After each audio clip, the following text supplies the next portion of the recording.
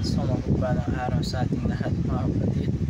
Ako muli si Adrian Badalas ng Batch 3 at ito ang aking daily devotion.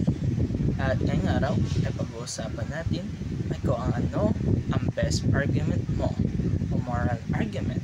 At ang Bible verse natin ay Romans chapter 2 verse 15 to 16. Sinasabi sa ating scripture ngayong araw, which shew the work of the law written in their hearts, their conscience also bearing witness, and their thoughts the meanwhile accusing or else excusing one another.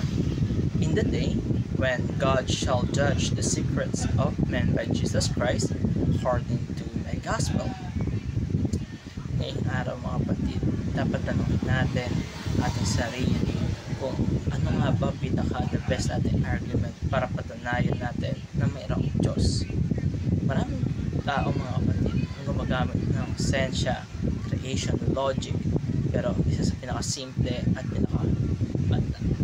malakas na argument ay ang moral argument. Dahil kahit saan tayo mapunta, papayibang bansa o ibang lugar, ibang kultura, ibang lahi, lahat ng tao ay may sense ng right and wrong.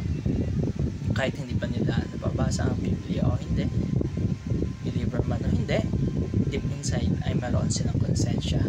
At saan ba galing ito mga kapatid? Una-una yung morality is not cultural but theological. Hindi lang siya isang produkto ng environment o society. Hindi lang siya natutunan sa school or sa bahay lamang. Ang tunay na morality ay galing sa Diyos mismo. Siya ang ultimate standard ng good and evil.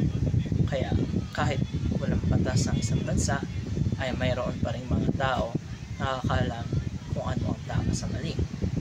Dahil ang moral law, hindi lang nakasulat sa papel, ito ay nakasulat sa puso ng bawat isa. Second is, God inscribed His moral law in every human heart. Sasabi din ng Romans chapter 2 verse 15, the law written in their hearts, their conscience also bearing witness.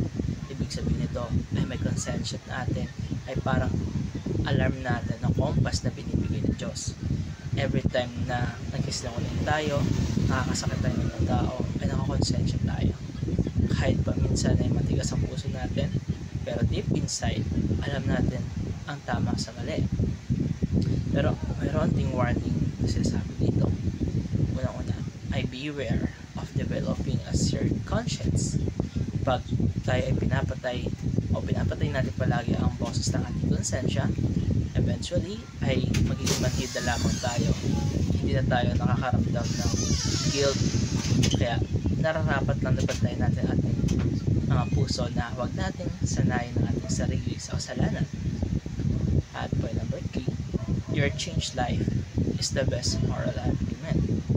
Dahil alam natin kung sino ang pinaka-effective na testimony. Hindi yung sobrang latino, hindi yung maraming alam sa theology, kundi yung taong binago ng Panginoon. Kung dati ay napakamainitin ang ulit natin, pero dahil sa ating Panginoon, tayo ay nagkaroon ng patience. Kung dati tayo nanakit ng damdamin ng iba, ngayon ay nagiging gentle na tayo sa ating mga sinasabi. Kung dati na puro sasamang lengguwahe lamang lumalabas sa ating bibig, ngayon ay puro encouragement na o mga gospel ng ating Panginoon. At ito nagtatapos ang aking daily devotion. Maraming salamat sa panonood.